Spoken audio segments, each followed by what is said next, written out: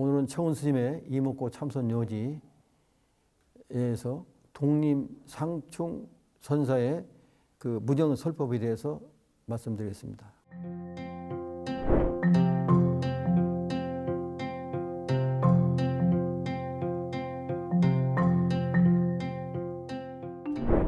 어, 22세에 장흥급제한 송대에 그 아주 유명한 그 시인 소동파가 옥천사라는 절에 숭호 큰 스님이 계신다는 그 소문을 듣고 그 암환심을 가지고 그 찾아갔습니다. 그 선사를 찾아가 뵈니 그 선사께서 물었습니다. 대인은 누구십니까? 하고 이렇게 물었습니다. 그러니까 그 천하의 그 시인 소동파가 나의 성은 친가요 했습니다. 친가요 했습니다. 그러니까 이 친가요 하는 거는 이 달을 저울을 칭이라는 얘기입니다. 그러니까 천하의 큰 스님의 그 법을 달아보는 난 저울입니다. 이렇게 아주 그 말을 당당하게 했습니다. 그러니까 이 나는 친가요 하는 데서 그 소동파의 그 어떤 암환심 그게 꽉 차 있는 겁니다. 당신이 내 도를 한번 저울질 해보러 왔습니다. 이 말씀입니다. 그러니까 천하의 스님을 달아보는 그 저울이라고 하니까 이에 그 숭호 선사께서 하고 이제 그 하를 하시고 물었습니다. 이게 몇 건이나 되느냐 하고 물었습니다. 그러니까 하는데 그 억의 그 소리에 그 무게를 한번 다뤄보라 이거죠. 근데 그 거기에서 천하의 그 소동파도 말문이 막혔습니다. 우리가 이 목소리가 참 천둥 번개 소리 같은 그 목소리, 그 큰 소리도 있으면서 작은 그 아주 미세한 소리도 있지만 그 소리를 저울로 잴 수는 없지 않습니까? 근데 너 친가요 하는 그 말에 우리 저 숭호 선사의 그 답이 하시면서 너 이 한번 이 할 소리를 한번 재봐라 하니까 거기에서 말문이 딱 막혀가지고 말 못하고 아무 소리 못하고 나왔습니다. 참 한마디에 천하의 그 문장과 소동파는 앞뒤가 꽉 막혀가지고 그 길로 독림 상춘 성사를 찾아갔습니다. 그 독림 상춘 선사를 찾아가면서 그 할의 도리, 그 할의 도리를 물어봤습니다. 독림 상춘 선사에게. 그러니까 이제 그때는 이제 그 처음에 숭호 큰 스님 찾아갔을 때는 어떤 암환심에 각 차서 이제 한번 우리가 이제 우리 속말로 이야기하면 한번 크게 맞고 나왔는데 근데 그 길로 자기가 어떤 그걸 뜻을 헤아릴 수 없고 아르마리로 지식으로 어떤 시인 아니라 문장가가 된다 해도 그 뜻을 우리가 그 도인에 깨치는 그 할 소리를 우리가 얻어낼 수 없지 않습니까? 그러니까 그 길로 가면서 그 다음에 이제 독림 상춘 선사를 찾아가면서 몰두했습니다. 어떻게 해서 내가 친가를 했는데 하면서 그 소리를 한번 소리를 재봐라 하는 거기에 꽉 막혀가지고 고개를 숙이고 그 독림 상춘 선사를 찾아가게 되는 건데 그래서 이제 물었습니다. 그 할의 도리. 그러니까 지금 자기가 그 할의 도리에서 꽉 막힌 그 도리를 독림 상춘 선사에게 한번 이해를 구하고 설명을 구하고 해서 물어봤습니다. 그러니까 이제 독림 상춘 선사 말씀이 그대는 어찌 무정설법은 듣지 못하고 유정설법만 들으려고 하는고 이렇게 또 했습니다. 그러니까 거기에서 또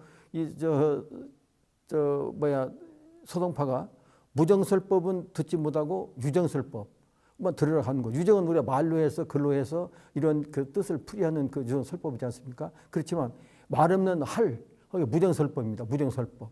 그 무정설법은 어찌 듣지 못하는고 했습니다. 그러니까 이 선사의 꾸짖음을 듣고 그 온통 나무나 돌이 설법한다는 그 무정설법이라는 건 뭐냐면은 우리 이 깨침의 그 길에 들면은 나무, 물, 뭐 소리 뭐 할 거 없이 전부 다 그 다 이 법음을 전하는 그 설법을 하고 있는 겁니다. 근데 그거를 그 뜻을 모르는 겁니다. 시인 그 소동파는. 그러니까 무정설법이 한다는 그 무정설법이란 그 말에 그 아주 몰두해가지고 무정설법이 어째서 설법을 하는 거고. 거기에서 이제 하룻밤을 그 절에 지새우면서 계속 이제 몰입을 했습니다. 그 무정설법이 설한다는 독립상중 선생 그 말씀에 대해서 그 몰입해가지고 하룻밤을 지새우고 이제 아침에 이제 그 말을 타고 계곡에 쭉 이제 내려오면서 이제 그 소동파가 그 계곡을 내려오는데 그 폭포수 물이 흐르는 그 계곡을 내려오는데 그 폭포수 물소리에서 깨치게 됐습니다. 그러니까 이 소동파도 그 시인의 그 문장가로서 당대 그 송대 그 큰 그 시인이었지만 결과적으로 깨치면은 그 두 큰 스님의 그 법을 듣고 그 깨치게 되는 겁니다. 그 깨치면 다 그 자리가 그 자리지만 그 깨침이라는 건 이렇게 그 참 여러 그 어떤 계기가 돼야 되는 건데 그 내려오면서 이제 그 무정설법 그러니까 새소리, 물소리, 바람소리 거기에서 왜 그 무정설법에 그 설법한다는 그 소리에서 그 개울물이 흐르는 그 물소리에 완전히 그 깨친 겁니다.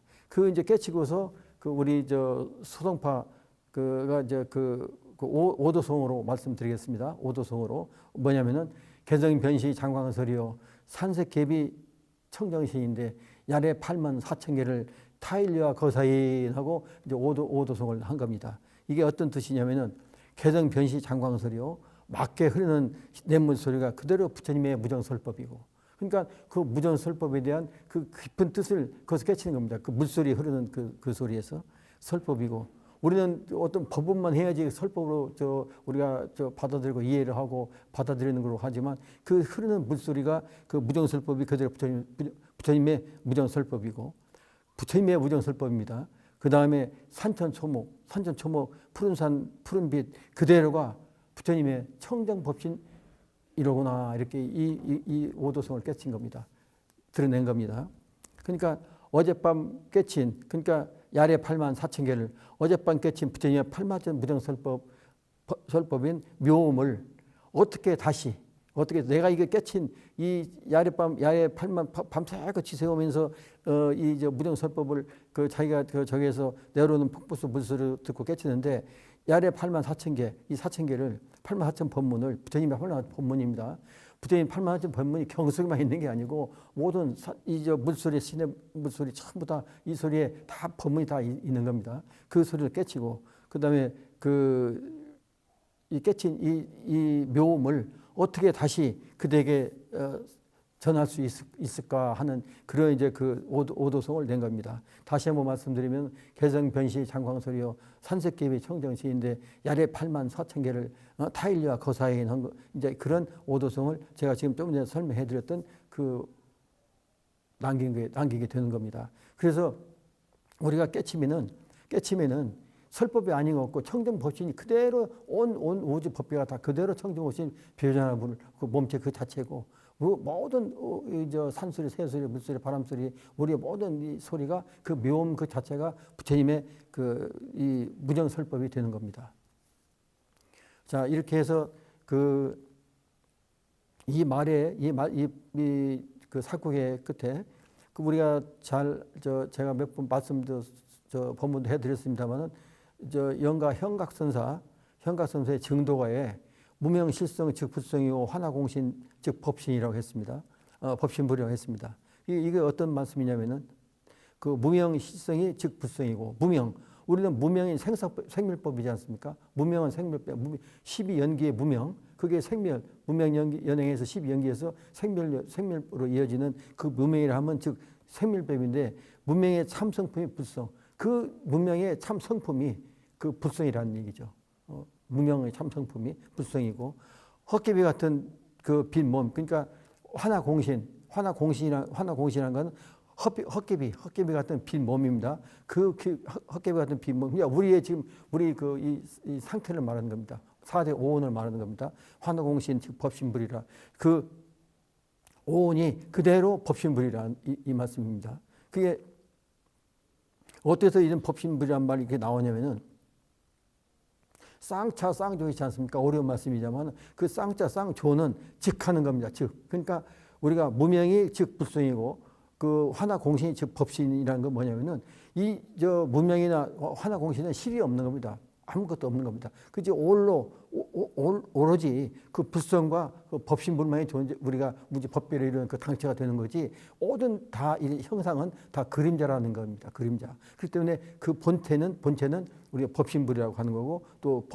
본체가 불성이라고 하는 겁니다. 그거를 이제 쌍조라고 하는데 그 쌍조는 즉하는 것이 근본이기 때문에 문명과 불성이 헛개비 그 법신이 그대로 쌍조의 그 긍정세계를 그대로 드러내는 겁니다. 그대로.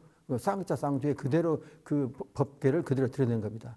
또한 그 법신 강요 무일물 본원자성 천재물이라 했지 않습니까? 법신 강요 무일물. 그러니까 우리가 지금 이 저 화개비 같은 우리 모든 이 형상, 두두 물물 형상은 다 그 상대성으로서 실체가 없는 거지 않습니까? 실체가 없는 건데 법신을 강요 우리가 법신을 깨달으면은 무일물 아무것도 없는 겁니다. 무일물.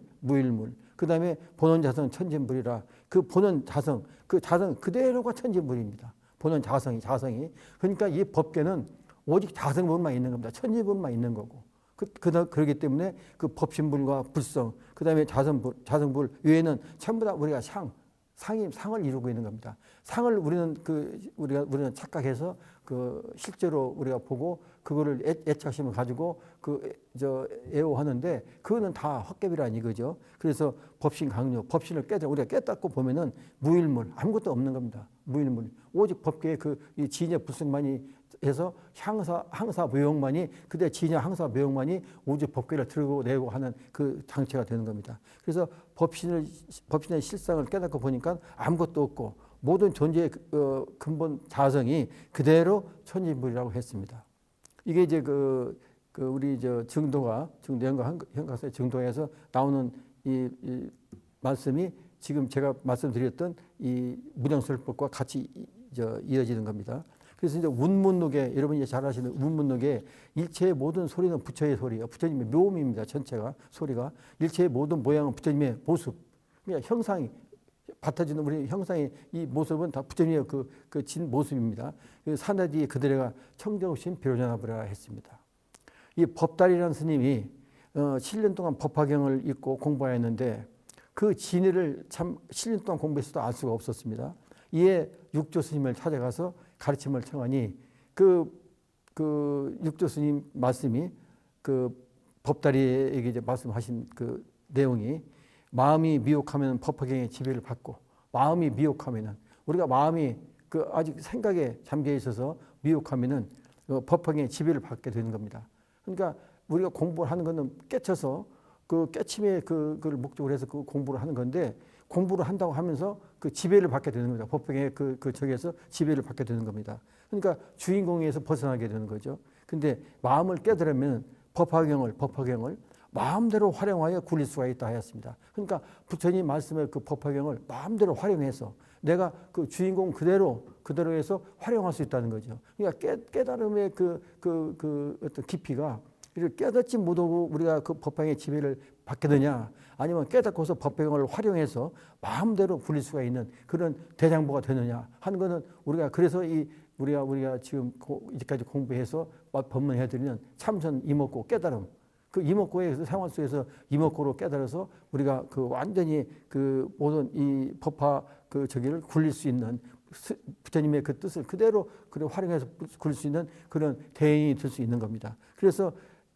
이 말씀의 끝은 이 깨달음의 열쇠는 그래서 깨닫는 것밖에 없는 겁니다. 그래서 깨달음의 그 열쇠는 우리 생활 속에서 누차에 말씀드리지만 이목고 수행으로 해서 어떤 생각에 나올 때마다 알아차리고 이목고해서 그 생각의 뿌리를 뽑는 완전히 그 근거를 제거해서 그 업장에서 전생에 다생겁니다. 수천생의 지혜에서 업에서 나오는 그 업의 뿌리, 한 생각, 그 뿌리를 뽑는 그 수행이야말로 이목고 수행이야말로 지금 육조 스님께서 말씀하신 법화를 굴려서 법화경을 마음대로 활용해서 굴릴 수 있는 그 대인이 되는 그 길이 되는 거라 말씀드릴 수 있겠습니다.